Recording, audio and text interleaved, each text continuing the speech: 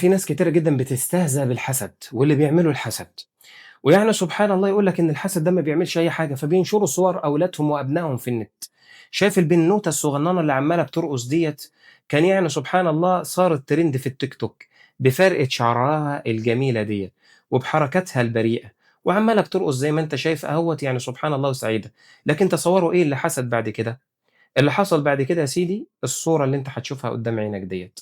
بُص يا عم، هي عمّالة بترقص أهيّة وفرحانة وسعيدة وأمها فرحانة بيها، والبنت يعني سبحان الله أصبحت بهذه الهيئة. شوف يعني سبحان الله مكان فرق الشعر اللي كان الكل بيتكلم عليه، أصبح يعني سبحان الله مشوه تمامًا. هذا ما يصنعه الحسد. يقول النبي صلى الله عليه وسلم: "لو كان القدر سابقه شيئًا لسبقته العين، وأكثر أمتي موتًا بعد قضاء الله وقدره من العين." فعشان كده تأمل يعني سبحان الله في كل من هم موجودين في القبور الآن، لو رُفع عنهم الغطاء لوجدت إن هم كلّهم يعني سبحان الله صرعى بسبب العين. كم من شخص يعني سبحان الله كان جميل وهيئته يعني سبحان الله طيبة، ثم بعد ذلك مرض هذا الشخص وتوفاه الله جل وعلا. وكم من فتاة يعني سبحان الله شعرها كان ناعم مسبسب، فجأة تبُص تلاقي إن شعرها كُلّته يتساقط ويصبح إن هو يتلبّش في بعضه.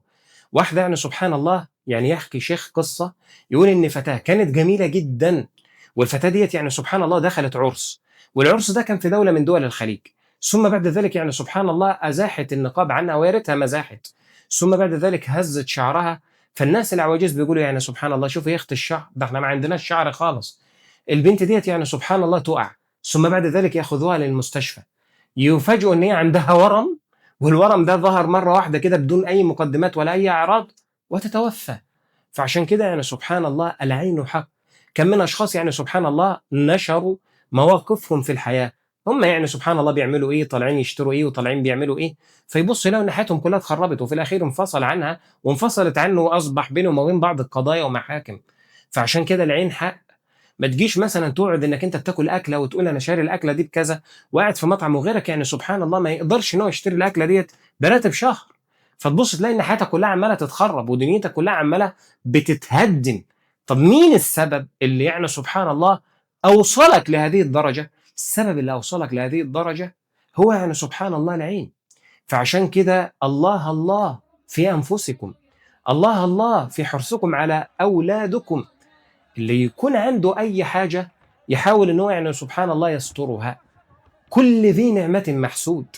الإنسان إذا أنعم الله عز وجل عليه بنعمة وكان يعني سبحان الله موجود في مكان معين، فوجد يعني بعض الأشخاص أثار نعم الله عز وجل عليه، يقول لك شوف ده ما كانش لاقي ياكل، ده ما كانش عنده أي حاجة خالص نهائيًا، اتفرج دلوقتي بقى يا سيدي بقى عنده الأموال وعنده الخيرات، ده عايش سلطان زمان وعايش ملك يعني ما فيش حد زيه.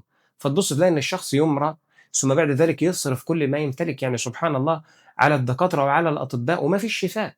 ده يا جماعة المرض، الإنسان لمّا يكون مريض بيحسدوه على العلاج والأدوية، يخش على المريض ويقول لهم ده أنتم العلاج بيجيب معاكم نتيجة والأدوية معاكم كويسة، فيمرض المريض ويموت.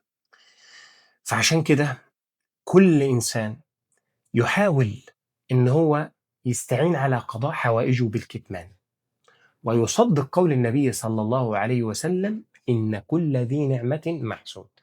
طب لو ما استعنتش على قضاء حوائجك بالكتمان ما تلومش إلا نفسك. أنت ما تلومش إلا نفسك، لإنك أنت السبب الحقيقي الذي أوقعك في الذلل هو أنت، لا غيرك. أنت من أوقعت نفسك في الذلل، فنسأل الله العافية. فعشان كده قُل: اللهم إني أعوذ بك من كل عين معجبة، نظرت وما باركت، نظرت وما ذكرت، نظرت واستحسنت، وتمعنت وركّزت، كل نظرة تكررت وما باركت، وما قالت ما شاء الله لا قوة إلا بالله، شركها لغيركم لعلهم ينتبهون.